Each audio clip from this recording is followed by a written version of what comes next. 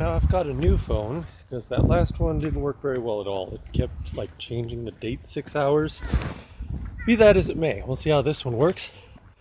Now when I left off, I was kind of blabbering on about atheists and theists and how to communicate. And I don't feel like I did a very good job of it because there's a lot of ground to cover and these are very short videos. But to pick up where I left off, theists have to talk to atheists from a materialistic point of view, which they often do not. And moreover, if you're a theist and you're talking to an atheist as if you're going to prove the truths of your faith scientifically, you're going about it wrong. Faith is that it's a matter of faith. That's a lot of why atheists don't have much respect or use for it. Now, I'm going to have to get back to a lot of those concepts because I feel like I've left a lot out, crossing the street here. But let's do what I said I was going to do and talk about it the other way around. Atheists talking to theists. Now, atheists are often absolutely shocked and amazed that theists tend to think that they're like some sort of monster with no heart and no feelings, and there's this typical response of, well, why would you think that? I've never met an atheist like that. Why would you think that? There is a reason that theists think that, and it has to do with spiritual goods and the atheistic treatment of the idea of spirit. Now, a spirit is an intangible thing that has neither matter nor energy and exists nonetheless. The atheistic response to that kind of a concept is usually, well, balderdash. If something isn't a form of energy or a form of matter, it can't be put into a laboratory, it doesn't exist. Okay, that is the reason that theists think that you are monsters. And here's how that works.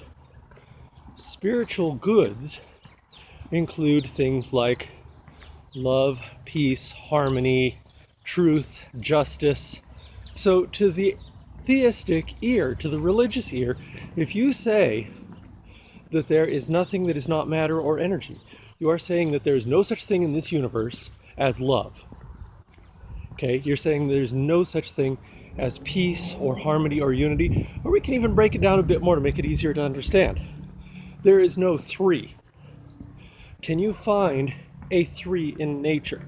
Now you can find three things, sure. You could put 3 peas in a bowl, but if you put 3 peas in a bowl, you've got a bunch of peas, but where's the 3? And can you separate the threeness out of the peas? 3 is an abstract concept. You can't have a bottle of 3. You can't measure the energy of a 3. You can measure the energy of 3 things, but 3 is an adjective that we apply to those things. It's not a noun, it is not matter, it is not energy. Now, if you say that you believe in mathematics at all, then you believe in spiritual goods. Now, this is a weird way of thinking it, and a lot of theists probably wouldn't immediately admit that numbers are spiritual, but they are a lot closer to what religious people call spirit than is Casper the Friendly Ghost, which is generally what comes to mind. And for the record, I don't believe in Casper the Friendly Ghost either. I do believe in spirits, and I do believe that spirits can be things infinitely more complex than numbers. Love and peace and harmony and justice and so forth. I also believe that there are spiritual things in and of themselves, and then we're into the realm of angels and souls and God and such.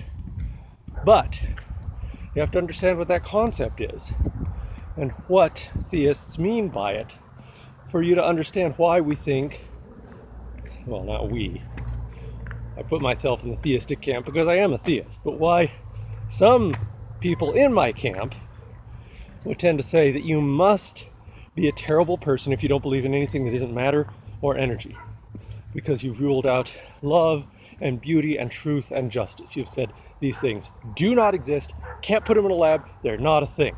I know it's not what you mean to say, but it's what you are saying, and that's what this series is about.